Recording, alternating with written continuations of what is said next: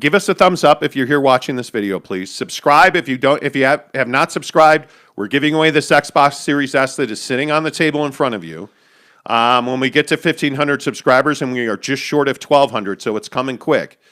On the Utah Jazz, there is an all-out effort on a couple of fronts. And I think we've been pretty good on the Jazz during the season, during the playoffs, and I think we certainly have been at the front of the news curve on the firing of Dennis Lindsey. There is no doubt now for everybody yesterday who was all upset with me because I said, and I probably got a dozen comments on this and a bunch of people DMing me and hitting me on Twitter and telling me I don't understand how beloved Dennis Lindsey is and the culture of the Jazz is we don't fire guys. Well, I got news for you. This isn't the culture of the Jazz anymore. Yeah. This is a new era of Jazz basketball. Dennis Lindsey was fired. There is no doubt about that. And we told you that there was some dissension on vision, player allocation. There was frustration. We told you all of this. Go back and watch a show from yesterday. We told you all of this on the show yesterday morning, that Quinn Snyder and Dennis Lindsey often were not on the same pages, rotationally speaking. The fact that Quinn Snyder does not like playing his young guys, and we saw that even when Yes. Don was injured. Yes. You were getting a little bit of Trent Forrest, a little bit of Mione, but you weren't getting full-on 30-minute performances out of those guys. And I think that's what the divide was. As we've said, like Dennis Lindsey and Quinn Snyder were not on the same page. I don't think there's any question that the Rudy Gobert contract brought some dissension into this organization. And the complete overhaul of the front office, which is happening as we speak, and there is no doubt that Ryan Smith is putting his own stamp on this organization. As to what's happening now, I think there is real momentum towards diversity and hiring people of color to have significant roles on this club and in this front office. And I've heard a lot of names, like obviously a lot of people have said Shane Battier. Well, clearly there's a relationship between Dwayne Wade and Shane Battier from their time in Miami together. Yep. So that would not be surprising. But I do think that there is significant movement towards Danny Ainge being a real impactful voice in this front office. And I don't think it's going to be a full-time move. I tweeted out last night that Ryan Smith and Danny Ainge have the framework of a relationship where, hey, Danny Ainge is telling Ryan Smith, I need to prioritize my family and I need to be able to secure my long-term health, because he was 100% in on the Boston Celtics. And Danny Ainge voiced very clearly that his body took a beating during that time. Like, he did not mind his health. I think he felt some turbulence at home. Yeah. Because he was away. He is a guy that is Danny Ainge is LDS, and family always comes first. And I think Ryan Smith respects that. Ryan Smith and Danny Ainge have a relationship. I don't think there is a belief, and I don't think they have an agreement that Danny Ainge is going to come in here and run everything basketball-wise for the Jazz. That's not going to happen. What's going to happen is Justin Zanuck is going to be at the top of that food chain, and I think they're going to bring in experienced guys. Danny Ainge is going to be one of those voices. Dwayne Wade is going to have significant input into what they're doing. And from everything that I'm told and everything I understand, they are looking for one more significant contributor to this front office, and they would like that to be, a person of color. They would like that to be somebody that's a minority, that has experience, that has been involved in front offices in the past, that can grow into a long-term, impactful role in this front office. Because the guy that they're really prioritizing is Donovan Mitchell. There's no doubt about that at this point, that the Utah Jazz are moving towards Donovan Mitchell and trying to keep him in Utah for the long term. And this goes much back to what we talked about with Damian Lillard in Portland.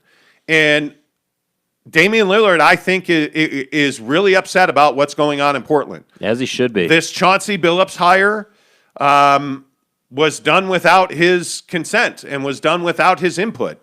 And that's just not the way that you do things in the NBA. And I think that's why Ryan Smith and Donovan Mitchell have a very good relationship, and they communicate on a regular basis, because you have to be able to have input if you are going to be a superstar in this league. And to think that guys like Kevin Durant and Kyrie Irving were not consulted before James Harden was brought in is crazy. I think if you are talking to Kyrie Irving and Kevin Durant about hiring Steve Nash, that conversation absolutely happened. Like, you look at these teams that are built, there's no way that the Golden State Warriors are going to make significant changes without talking to Steph Curry. Yeah. Like, how does that happen?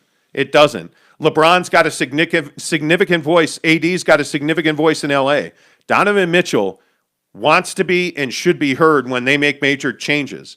And I think there's no doubt that Donovan Mitchell signed off on Dennis Lindsey no longer being the head of basketball operations. And I think he welcomed that change. Yeah, and I think the Clippers' loss in that series accentuated, all of the shortcomings and the disagreements and perspectives on the roster. Like, I think that again, as much of it wasn't actually on Rudy Gobert, he was just kind of the victim here. Like, the Terrence Mann corner three was more than just them losing that game. It was, to me, screaming, "Hey, this roster is short. Like, you've done a bad job with this roster. Like, yes, this roster was good enough to win you a bunch of games in the regular season, but when it mattered most, you came up short." And I think when we start to hear rumblings and rumors and storylines about how Dennis Lindsey had a vision, and that vision was not shared by everybody else in the front office, I just think that the way this team went out really accelerated and kind of like magnified that whole situation. And so, yeah, I think, when Ryan Smith and D Wade and all these guys are looking at what's going on in Portland and frankly what's gone on in Green Bay and what was going on in Seattle, and all these different situations where you have star athletes in the front office beefing, they're like, we're not doing that. Ryan Smith, I feel like, coming from the tech industry, has brought this mentality of, it's never going to be just one person's way or the highway, which is kind of what Dennis Lindsey was rolling out there. Ryan Smith's mentality is, hey, let me put a team together of people with different diversity, different background, different perspective, like coming from different places.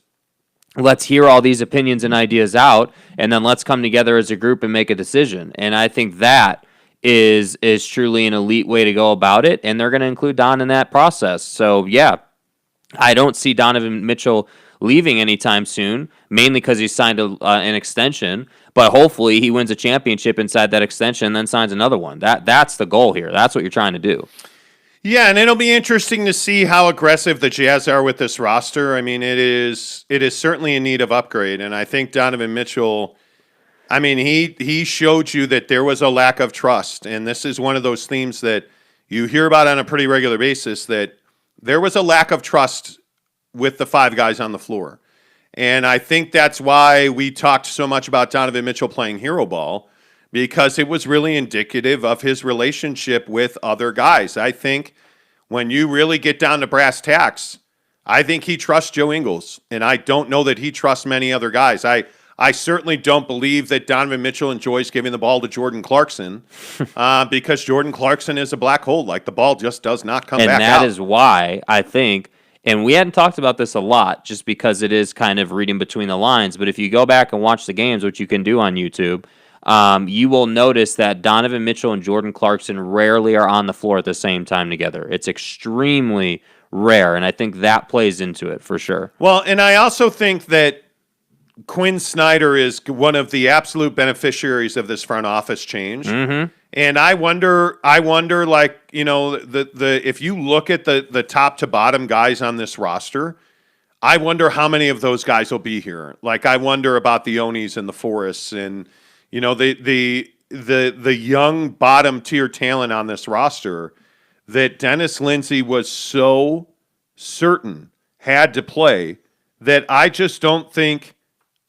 deserves to be on the floor. I mean, Trent Forrest, and I'm really not trying to be, negative, but I look at Trent Forrest and I just don't see a guy that's NBA ready. He's not ready to be part of a championship caliber roster, in my opinion. Well, I agree with that. I know, do think on a bad team he would get a lot more minutes, Oh, and yeah, I think there's that's the no doubt about situation he that. needs. I mean, if he was playing in a place like a Minnesota, Orlando. Orlando. Yeah. If you think of the worst teams in the NBA, the Detroits, the Clevelands, Yeah. guys like Oni and Forrest can go play on those teams. But, how many minutes does a guy like, Udoka Azubuike deserve on this roster? How many minutes does that is Again, though, you know what the question with him is? It's health. It is with this ankle injury, sure. But is Azubuike a guy that you can say, okay, he's going to replace Derek Favors?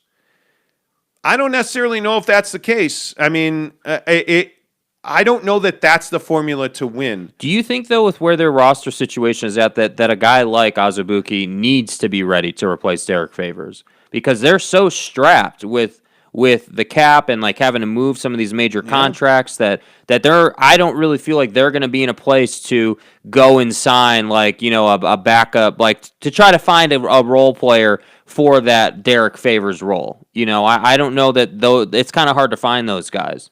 And I kind of feel they don't just fall off of trees. Yeah, and I kind of feel like the question that we need to be asking, with this roster is, again, how far are you willing to fall down the Western Conference rankings to correct your money situation? But look at what Golden State's doing. Yeah. There's all this, and I think this is a really important situation to watch. It is pretty clear that the Golden State Warriors are willing to give up James Wiseman in a trade with a draft pick to get Pascal Siakam. Like, that's a ballsy move. And I know that Siakam has been a disappointment the last season in Toronto. And Toronto's in a situation where they've got to remake that team. They're kind of past the championship window. Yeah, now. and I totally understand that. You're probably not bringing Kyle Lowry back. You're probably moving on from Siakam. Like, I totally understand that. But think about the aggressive nature on both sides of that deal. If you're the Golden State Warriors, you're getting Clay back, who's already on the floor, like shooting and looks really good for where he's at in a rehab. You're going to bring back Dre, Curry, and Clay. And you have all these other pieces, but you need to fill a hole. And Pascal Siakam is almost the perfect player to be better than Andrew Wiggins. Yeah. And you're telling me that you're willing to give up James Wiseman and what is that, the 7th pick? I'd have to look, but yeah, it's up there for sure. That's unbelievable, man. Yeah, but I think but here's the thing. I mean, if you said, again, what are they really saying with that trade? They're really saying, hey, we're willing to give up our prized big that we drafted while we were bad because, we're a great organization. We were taking advantage of Klay Thompson's injury. So, we got a high draft pick. So we drafted Wiseman. And we're willing to give you another high draft pick so you can go and do something. And you're going to go ahead and give us a championship in Pascal Siakam because we don't need him to shoot and play the elbow jumper game. We need him to rebound the hell out of the ball and play defense. We'll go ahead and let these Hall of Fame shooters knock down all these shots. That's what they understand. Yeah. And I think that mentality, the proper word is aggressiveness. That aggressiveness is what separates the best front offices in the league from just like the mediocre or the bad ones. And so the next obvious question is, okay, well, where do the Jazz fall on the spectrum? Well, with Dennis Lindsey, I would tell you that they're one of the most conservative front offices I've ever seen. But hopefully, with the changes that Ryan Smith is making, bringing in all these different, again, perspectives, and Dwayne Wade, if, again, not saying it's going to, but if the Danny Ainge thing does actually happen, then you're going to get his perspective. I would expect this front office to get aggressive. I would expect them to offload contracts, get in a position where you can go hunting, as I call it, next free agent cycle. Not this coming one, but the next one. Well, and I think the other part of this that you have to really consider is that, if you are able to build diversity throughout the organization, that's going to help you, because I think we've seen this narrative that, black players don't want to come to Utah and play in Salt Lake City and live in Salt Lake City. I think there's truth to that. And I think when you look at the various situations where that has been defied, whether that's Carlos Boozer or, whatever situation you want to point to, it's a rarity. If you look at Mike Conley, he was brought here in trade. I mean, if you look at, Donovan Mitchell was brought here in a trade. Like, it's very difficult to run the way the Jazz have run for the last decade and expect to win in free agency. And Yeah. I think now that's why Dwayne Wade was such an important addition to the ownership group. And his voice and player personnel is really important. He's one of the most respected veterans around the league. Certainly a guy that any prime free agent knows. When you say Dwayne Wade, he knows the championship history there. He understands the impact that Wade's had on the game, and he's well respected. And I think that having Dwayne Wade in this mix, I think bringing in, another voice into this front office, a guy like Danny Ainge, that's great. But that third piece that you're going to add to this front office, I think has to be a diverse hire. And I think that's really important. And I think if you do that, you're really sending a message. And I think Ryan Smith, since the day he took over this team, has sent the message that we are going to be diverse. We are going to be open and welcoming as an organization, and we are going to make sure that our players feel welcome, that they feel whole, that they can be themselves, and that Salt Lake City and the Utah Jazz become a destination organization for free agency. I think that's going to be very difficult to change in the short term, but I don't think there's any doubt that Ryan Smith and this entire organization are going to have a mission that is at the center of that mission is diversity and inclusion. And I think that's what you have to do in today's NBA. And I know that it pisses a lot of people off that, you have the NBA. A lot of people use the word catered to the Black Lives Matter movement. But what other avenue would you take if you're the NBA? Your league is built on black men performing at a very high level, making millions and billions of dollars for wealthy white men. What other avenue can the NBA take there? I think Ryan Smith is showing you this is not a marketing position. You can say that that's a marketing position for the NBA, and I probably wouldn't argue with you. For Ryan Smith, it's not a marketing position. It's in his heart, and it's a way of doing business, and I think that's very good for the Utah Jazz. I really do. Let's get some comments in here. Michael Goldman says, and I want to read Michael Goldman's comment, if I can find it, because he talked about bringing in guys like KD, and that's not going to happen. That's not going to happen. He says, Jazz probably don't need Conley if they get Dame, KD, and Crowder alongside Donovan, Gobert, Ingles, Clarkson, and O'Neal. I mean, that's just not a possibility. I don't know if he was joking or being serious. Yeah, I don't know either. Sniper Fox says trade Gobert for PJ Washington, Terry Rozier, and Gordon Hayward. Now we're being sarcastic. Eric and Raleigh says to switch it up. What do you guys think about the rumor of the Warriors trading with the Raptors for Siakam? I think we just talked about that. Mm-hmm. I think it's one of those things that I love that move by the Warriors. I do. Michael Burton says a couple of better players from the Clips, they would be 4-1. The only lost a couple of games because of poor plays down the stretch. The Suns are a much better team, in my opinion. They're a much more complete team, especially with all the injuries the Clippers have. The Clippers were healthy, but they're not. I think right now the Suns are just a much better team that's playing really bad basketball. Yeah, and that's a result of them being young. And putting Devin Booker on the ball in the fourth quarter was dumb. That was just not a well thought out play. Part of that is that we haven't seen Point Book in Monty Williams' time in Phoenix. And I think those of us that lived through the dark days of Point Book and the injuries and the turnovers and the poor shooting. God, I'd have to Google him. But the European coach they had for one season. I don't want to talk about it. Dude. I don't want to talk about it. Holy cow. Driftwood says Gobert isn't going to be traded. Get over the idea. Yeah. Right now, I don't think he's going to be traded. I mean, I think Donovan Mitchell would welcome that trade. I do. There's been a lot of people asking over the last couple of days about their relationship. I think their relationship is fine. And we'll leave it at that. Don doesn't dislike Rudy. The problem is Don wants to win at all costs. Yes. And he's tired of talking about, the roster limiting his ability to go and get it done. And frankly, I'm tired of talking about the roster. I'm sick and tired of talking about the roster. I'd rather be talking about the Jazz being up 3-2 on the Clippers. Yes. But they're not. And that's the frustrating part because But this is the conversation we've had, though. yeah. Right? Like Yeah. this is, and that's why I've said for months on this show, this is not Quinn Snyder's fault that the Rudy Gobert situation against Man and the Clippers was not Rudy Gobert's fault. It was not Quinn Snyder's fault. I mean, there just was no other option. But having said that, Rudy Gobert had better come back to training camp with a body built and a game built to throw him the ball in the post.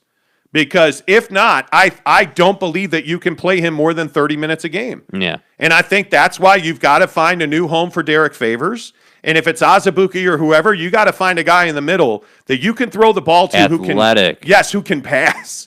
You need somebody that, and we saw Gobert do it out of the high post, those free throw line, hey, throw it to Rudy, he'll throw it to the corner. You need that. Listen, I know that DeAndre Ayton isn't a world-beating center, right? I know that he's not the best center in the league, but I would rather have him on my team than Rudy Gobert, just being honest. And I'm not saying that Ayton's a better player. That's a different discussion.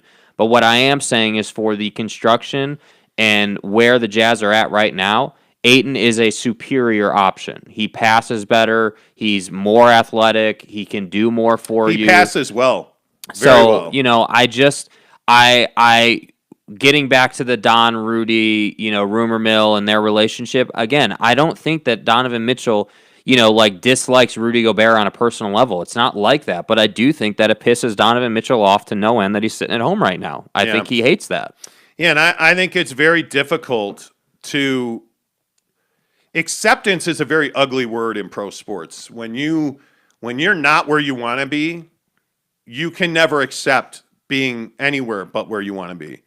And if you're not upset with not meeting your bar, whether you are, a garbage man who only picked up 100 cans instead of 101, or you are Donovan Mitchell and you're watching the Suns and the Clippers, and you're not upset about that, you're probably in the wrong business. And this goes back to Trevor Lawrence and his comments about not having to win a Super Bowl. Well, then I don't want you as my quarterback. What are we playing for? Right? I mean, what are we doing? But this is my point. I don't think that there are a million guys out there that have the championship DNA and the championship mentality. And we can rip LeBron James for losing in the finals, but that guy only cares about getting to the finals and winning.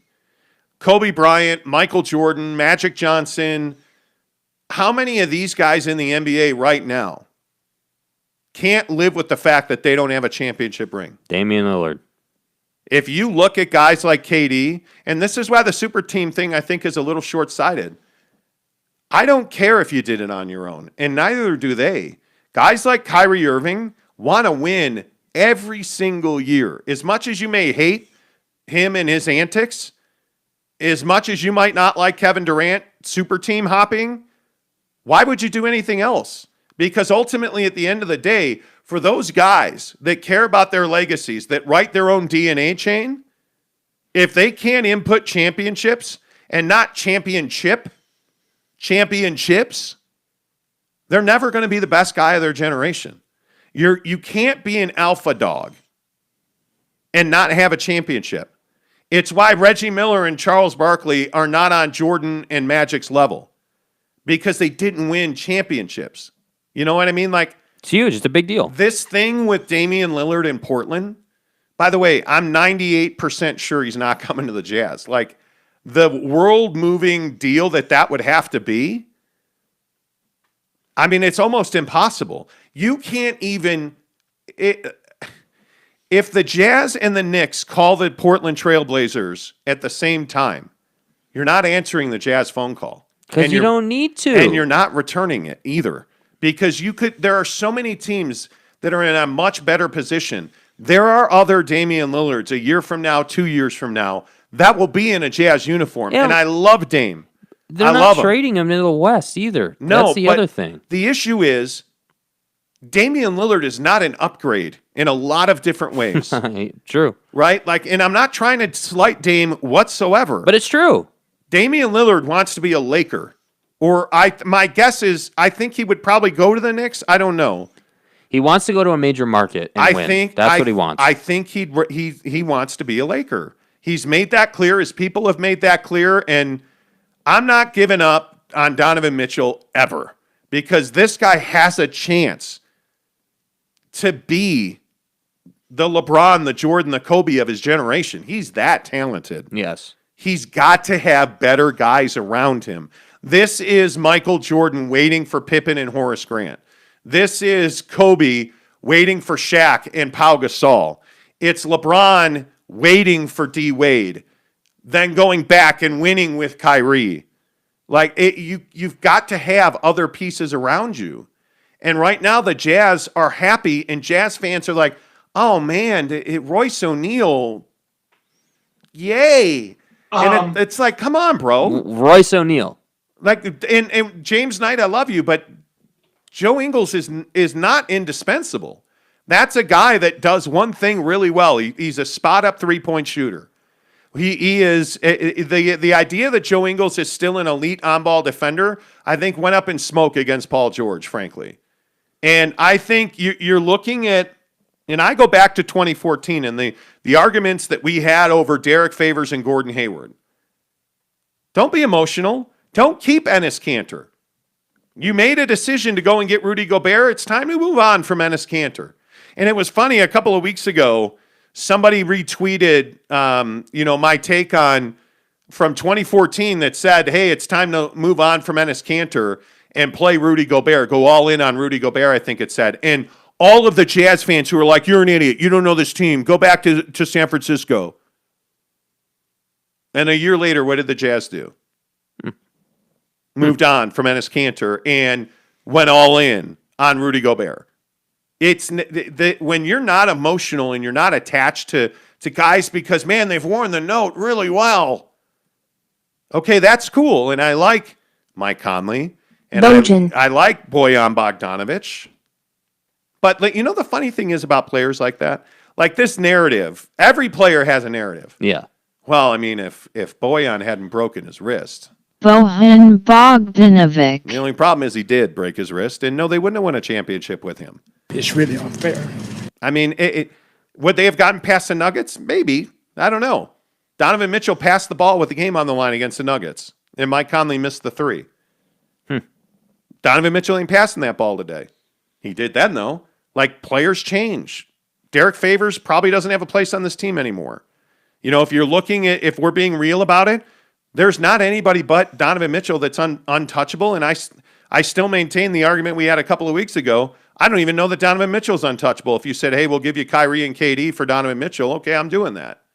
Right? Like, everybody's got a price. So don't be emotional about it. Be Bill Belichick. Don't be emotional about guys. It is that simple. The Sniper Fox says Donovan isn't leaving anytime soon at all. If we can get the front office to listen to Mitchell, then it's possible we could get the missing pieces that we need. I think they're listening to Donovan Mitchell. I think you're seeing it move now. I mean, it's in action. Yeah, absolutely. I mean, I don't even think that it's a question that they are listening. I think they are definitely listening, and I think, again, they're, as the saying goes, they're reading the room right now, and they're saying, hey, we've got our Damian Lillard that's 7 years younger than where Dame is, and we don't want Donovan Mitchell at 31 years old to have, made multiple postseason runs and failed every single year because we weren't good enough. So, hey, let's make some changes now while he's entering his prime. Because remember, I want everybody to remember that, right? Like, he did everything he did this year on one leg, and he's still just entering his prime. Like, there's better Donovan Mitchell to come. That's why this is such an important time. And I'd also remind you, the two most important names that are not Donovan Mitchell are David Alexander and Chris Brickley.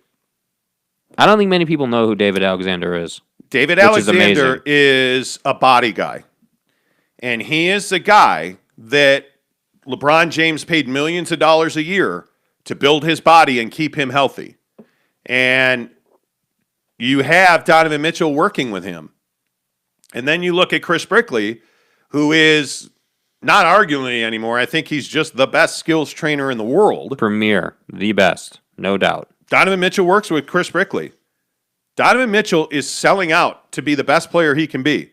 He needs an organization that will do the same thing, And Dennis Lindsey wasn't doing that. And I don't know, and I have all the respect in the world for the Miller family. I don't think Gail Miller was in a position to do that anymore.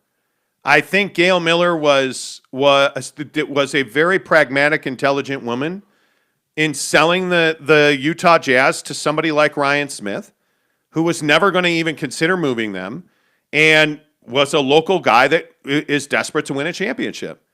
And so you're seeing all these sequential events happen. Follow the falling domino, man. You can see the snowball building. They're going to win a championship. Yes. The Jazz are going to win a championship. It's not going to be by trading for Damian Lillard. I do think, though, there's a real chance that they could do it before this extension is done with Don. I think it'll be. I think they will be in the NBA Finals in the next 2 or 3 seasons. Yeah. It will not be this coming season. The 2 seasons after that, I think you could see this Utah Jazz team in the NBA Finals. Yeah, I agree. And I think that is a big move. Comment dump, so I apologize if I missed a bunch of your comments.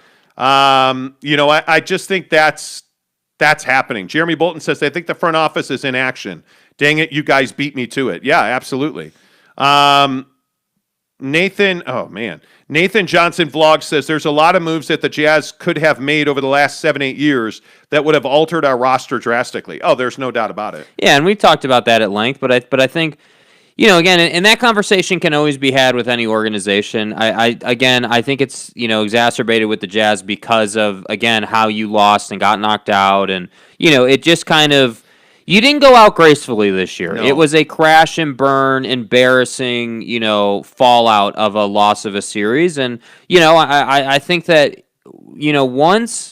I think for Jazz fans, once this front office is solidified, once it's done, once we get closure on, is Ainge coming? Are they not going to do the Ainge thing? Who's going to be that other person they're bringing in? Once all those moves are done, I think then we have to shift the conversation from, hey, all these moves in the past are holding us back to, hey, what are we going to do about it now? Because you can't change the past, but you certainly can change your present and future. So that's what I think. I don't know. This is just my opinion. You have a lot more experience on this, but I think we're not very far away from a lot of this front office being announced. Like maybe a week or two. No, days. Days. You think it's days? Oh, I think it's days because I think, as we've told you the last couple of days, the Jazz did not have a real cohesive plan for the Chicago pre-draft workouts. And I think that that's one of the most important places that business gets done. And I think that's why they had to remove Dennis Lindsey. And I think they had to fire him when they did. And I think that's why you had to make the message very clear. And that's why everybody's sourcing is, hey, Justin Zanik's our guy. Because you have to have somebody to do business with if you're other NBA franchises. And I think that that's important. And I also think that's why Dwayne Wade's important. I also think that's why this ongoing conversation with Danny Ainge is important. Because my guess is that Danny Ainge is already advising Ryan Smith. That's already happening. And I think that you are already moving pieces around. And I think you are now just putting pen to paper and getting deals done. And I think that in the next few days, there's going to be major announcements for the direction of this franchise. And I think those things are all really important. And I think everybody's panic button on, the Jazz aren't doing anything. The Jazz aren't doing anything. Well, they were doing everything while you thought they were doing nothing. Because you don't get moves made that are this important, that are this directionally different than where you were. You don't do that the day after the season ends. Yeah. It takes time. And as much as I disagree with Dennis Lindsey, he had been with you a decade. His henchmen had been there for 20 years, more. You have to spend some time unwinding that watch. And you have to respect them because they took you to where you are. But now you need somebody else to carry the ball over the goal line. And I thought they did a wonderful job of handling him gracefully. Yeah, and by the way, I don't think there's any doubt that Quinn Snyder releasing that statement, thanking Dennis Lindsey, I'm telling you, that was not an easy move for Quinn Snyder. And I think it was the right move. But the heat that's between those two, the differences between those two, and many people have many stories about how deteriorated their relationship was. I think that was a class move by Quinn Snyder because he didn't have to say anything, and nobody Nope. would have asked him anything. Nope. So I think it is what it is. James Knight says, harsh to suggest it was an embarrassing exit from the playoffs. There were reasons beyond their control. Well, there weren't reasons beyond their control. No, there's not. What do you mean, dude? Like, With again, all due respect. it's not embarrassing to the players on the floor. Like, I'm sorry. I just assumed that you understood what I meant by this. Like, it's an embarrassing loss from a roster standpoint. It's not. Again, I said like 20 minutes ago when we first talked about this. Like, it's not Rudy Gobert's fault that the Clippers were able to leverage his lack of athleticism, to their full benefit. I mean, that's not on Rudy. Nobody in the league. The Suns aren't asking DeAndre Ayton to consistently guard, Patrick Beverley in the corner. I mean, that's not happening. So I do think it's fair to say it was an embarrassing exit from the postseason because you had your opportunities to improve this roster and you did nothing, as we've talked about so many times. Well, what I would say is ask Donovan Mitchell if he was embarrassed. He definitely was. If you look at what the funny thing is, in talking to other NBA people, like this Jazz draft narrative is well talked about. They're known as Dennis Lindsey's front office was known as a terrible drafting front office. And the fact that Devin Booker takes it personally every time he sees the Suns should tell you that. Like it would there everybody was like, yeah, this is going to be Devin Booker. And it was Trey Lyles. And it's amazing to me. I just, man. Sniper Fox says, let Conley walk. We don't need him. Well, I agree. I think you need him. You don't need his salary. And you're in a position now where you have to, and I think this is the litmus test, as I always say.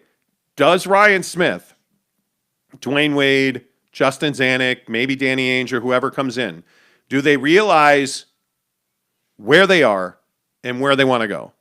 Because if you realize where you are and where you're trying to go, you're going to let Mike Conley walk because you're not going to pay him. That's the pragmatic basketball move. Yeah. And the thing to me is all these guys coming in, Zanuck may be, but all these other guys coming in are not going to be loyal to Mike Conley. Mm-hmm. Mike Conley's not their guy. And that's a huge advantage. I think that to me is the big thing. I think when you look at the way this team has gone out the last couple of years, you can have no loyalty. That's why so many people around the league are talking about the fact that Jazz are open to trade Rudy Gobert, because I think they now realize that our sourcing on the fact that Rudy Gobert's contract was a source of great frustration on different sides of this organization is absolutely right. It's not personal to Rudy Gobert, but you don't pay that guy $205 million. You don't pay him $40 million a year when he can not contribute offensively. It is his contribution offensively is very limited, and it usually relies on other guys falling apart. That to me is, which is not a formula for success. Yeah, that to me is something that you're asking for trouble. I think it's one of those things where you just have to understand that loyalty is a killer in sports. Yeah. And anybody that tells you that Rudy Gobert's untouchable just is crazy. Mm-hmm. The only guy that I would say is untouchable and will not be traded, I hate the word untouchable. The only guy on this roster that won't be traded is Donovan Mitchell. If you make the right offer for Rudy Gobert, I have a hard time believing that Ryan Smith would say no to it. Mm-hmm. I have a hard time believing that, because the team that wins a championship this year will not be based on a big. Just won't. You look at watch Chris Middleton tonight. Watch the wing players for the Bucks. If they win a championship, it will not be Giannis's offense that did that. The Hawks are running John Collins at center. John Collins. Yeah. I love the guy. I love his athleticism, but he's not a 7-footer. They beat Philly and Joel Embiid with John Collins and a little bit of Clint Capella. But John Collins had a huge impact on that Philly series. And what's he do? He plays big and he shoots threes.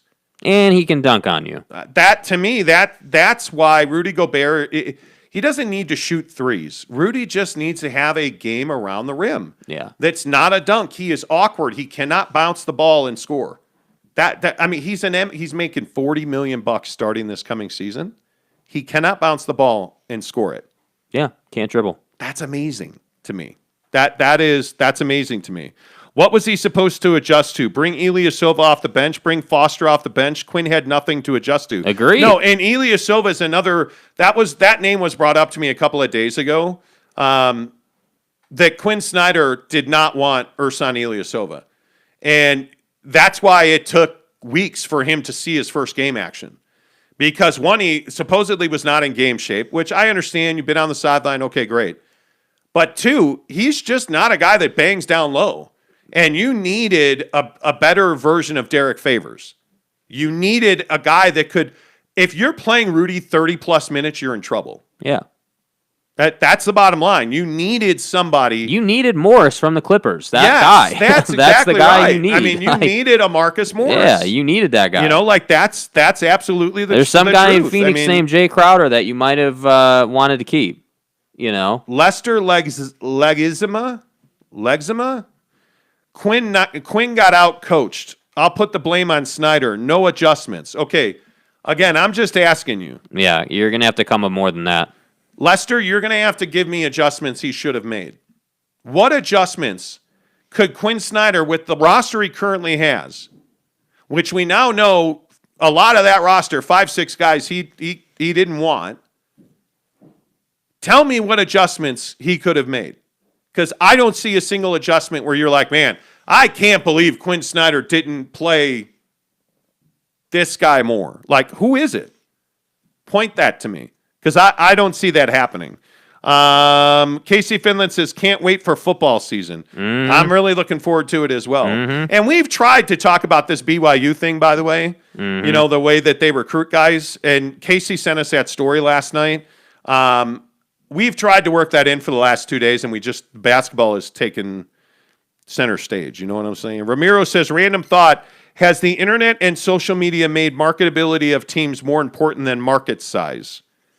If so, Ryan Smith is working to make the Jazz more appealing to fans. Oh, I don't know that the fans need marketability. I think players need marketability. I think you gotta.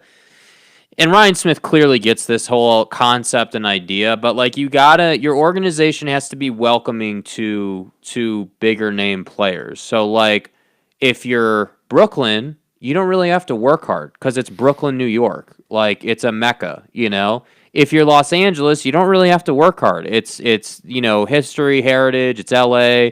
But in Salt Lake, you do have to work a bit harder to showcase what you have to offer. And that, yes. So I do think that kind of getting your concept and your idea and why someone will want to play for the Utah Jazz, beyond the fact that you're playing with Donovan Mitchell, I do think that is really important for sure. Yeah, and I think that you just have, man. Oh, hey, I just kicked my dog on accident. Sorry, buddy. A lot Nathan Johnson's vlog says, thoughts on moving Donovan Mitchell to the 1. Nah, I'm good. Donovan Mitchell is a guy that when he brings the ball up, the defense can limit him. Here's the thing. You don't try to fix what's not broken. Donovan Mitchell is not broken. Dude, Correct. The guy can give you 50 in a postseason game consistently. He's shown us that. Do we want him having to do that? No, we don't. We want him to be 35 and 10. That'd be ideal. But again, the roster is the issue. We don't need point Dom. We don't need point Book. We don't need, all these guys who are 2 guards playing the 1. That's not what we need. You know what else we don't need? I don't know that we need Donovan Mitchell above the rim attacking the basket a lot. Well, that's a Donovan Mitchell problem. He needs to correct that in his game because that's why he's getting hurt. He needs to correct that. Donovan Mitchell, as long as he plays with that reckless abandon at the rim, will always be hobbled by something. And to me, it just isn't needed. He's got a phenomenal mid-range game. He's a phenomenal shooter all around. He's got range. He's got mid-range. He's got the floater. He's got everything. Yeah, I just think that, yeah. Mm-hmm. AK says the Jazz need to bring in a player like Paul Millsap.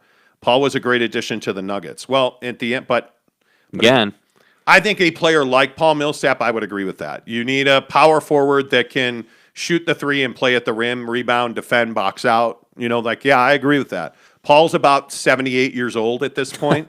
So I'm thinking, no, I'm good. His next contract's going to be with AARP, not with the NBA. I kid. I mean, Paul's just on the backside of his career. But I mean, if you look at, you need a guy who fills the Draymond Green role for Golden State. Yeah. I mean, that kind of guy that's a big, you just need a power forward you need Marcus Morris. You need a guy that can defend low. And you need has a guy some that can grit, rebound, dude. This team is soft. who plays mean, that's got an attitude problem, Anyway, all right, make sure you give us a thumbs up. Please give us a thumbs up and subscribe if you haven't. I want to real quick get to, before we get to Jake's love life falling apart again, I do want to get to Luka's mom. Luka Doncic is the guy that is front and center in these kind of conversations about changing rosters. You fired in Dallas. You fired Rick Carlisle. You cleaned out your front office. You hired a Nike executive and Jason Kidd. And you're going to bring in J.J. Barea and Jason Terry to be assistant coaches to Jason Kidd because Luka wants that. And now there are rumors around the NBA. Brian Windhorst of ESPN is the main guy driving this, but others have talked about this, that Luka Doncic is an unlikable figure.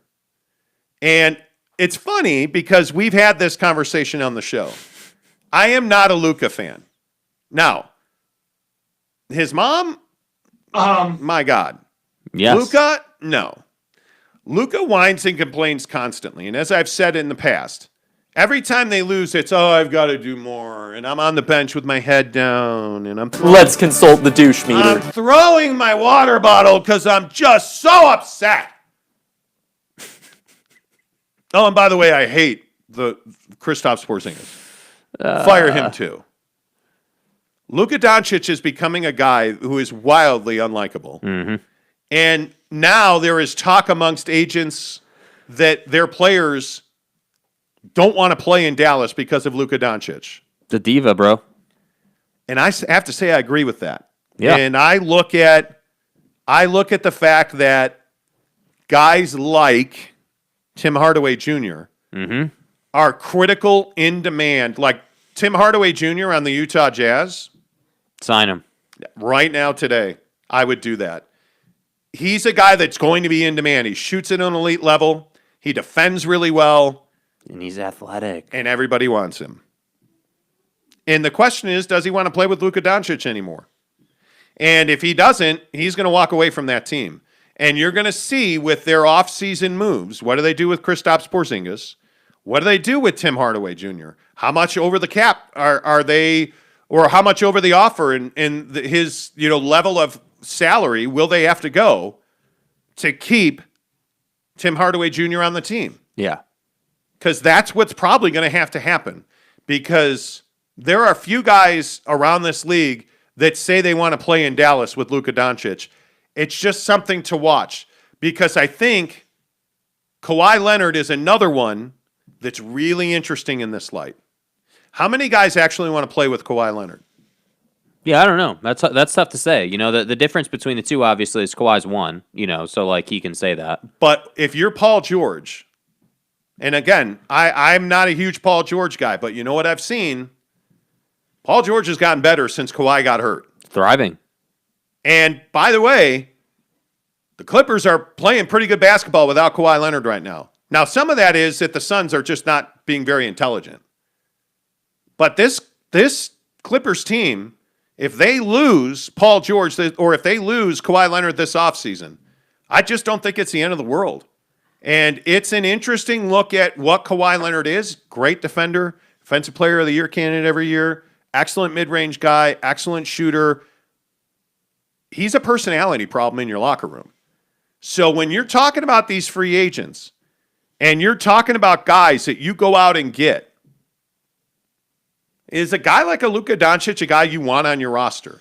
I mean, I think it depends, where your roster's at. I mean, for the Jazz, no, of course not. I mean, that's just not going to be a realistic scenario. But, you look around the league and you take a look at, again, let's take the Knicks as an example. Would the Knicks pair, Luka and Julius? Yeah, probably. probably, potentially. I mean, there's conversations to be had there. So I just think that I think that Luka. The thing you have to understand about Luka is he's been the best player on his team for as long as he's been on planet Earth. So like the guy thinks that he is, the best of the best and nobody's better than him, and like he's that kind of guy. Oh, I got a Jordan contract. Yeah, like he's that kind of guy. And so, again, I just think that, Luka wants all the calls from the officials, and he wants his teammates to give him the ball, and he wants to play hero ball, and he doesn't want to use Porzingis the right way. So his relationship with Porzingis breaks down, and then Tim Hardaway doesn't get the ball enough. And it's just this whole thing, it's a whole domino effect because Luka thinks that he is, the god of basketball, and that's just not how you win championships in this league. That's not the way to go about this, Karen. Yeah, and I just think that, there's only one guy who can really say that they can get on the team and you're going to go to the finals, and that's LeBron James. And I think when you look at the way that Luka's gone about some things, he's a problem. Eric De Vera says, Monty, would you agree getting Hardaway and Luka's mom to Utah? My God.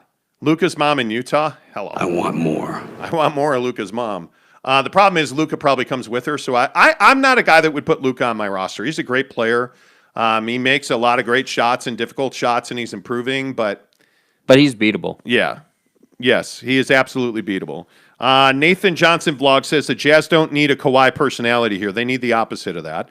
Marcus Morris will never come to Utah, Ryan Buckley says. Well, I don't know that any of us are advocating for Marcus Morris. You need that type of player, that skill set, that size. Yes. The problem is that's very difficult to find. Yeah, and I think frankly. This team, overall the Jazz, we always wind up talking about Rudy and his shortcomings and how that affects the team, but overall this team also needs to get tougher. They need to be more. Yes. They need more grit on Absolutely. this team, dude.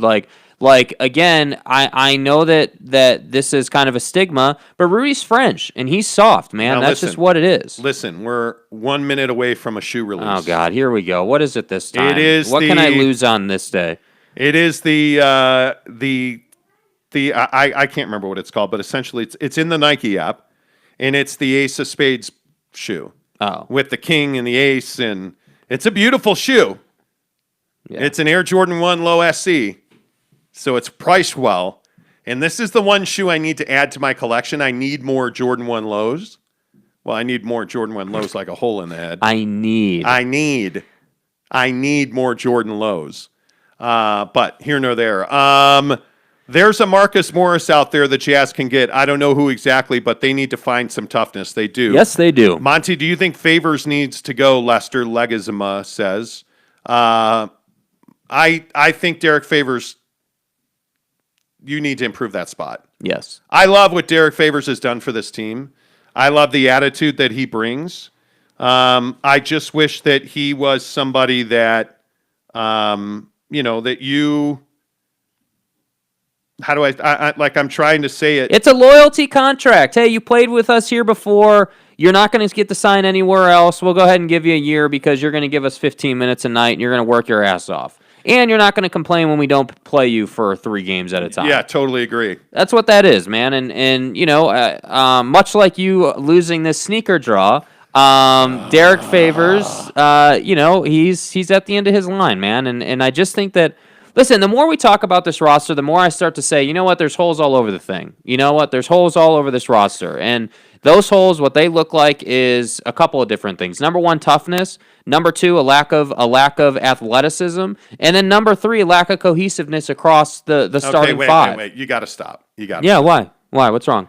Because I think I've identified Jamie SS Sniper Fox. Oh, God. He's hot take guy who only says things in the comments to piss people off. Okay, here we go. Because now he says Zion is greater than Mitchell. Get the hell out of here, dude. Get the hell out of here, man. That makes my head hurt. Go listen to Undisputed or go. Come on. Just go on, dude. Like you have that. Like saying that you don't have credibility. Come on, man. Come on. Just stop. No, I meant have Mitchell and Zion play together. No. Why are you gonna go and you're gonna go and get a Zion Williamson and bring him to Utah? You're gonna trade. Come on. Wait. So let me get this right. You're going to get rid of an extremely limited player in Rudy Gobert, who's the defensive player of the year, to go and get a guy in Zion who's also extremely limited and not the defensive player of the year. That makes no sense. Zion Williamson is a poor man's Giannis Antetokounmpo who can't defend. Exactly. And can't shoot. And Giannis is actually making free throws now to the point where you can't hack a Giannis anymore. Like, it's just, I just hate that idea.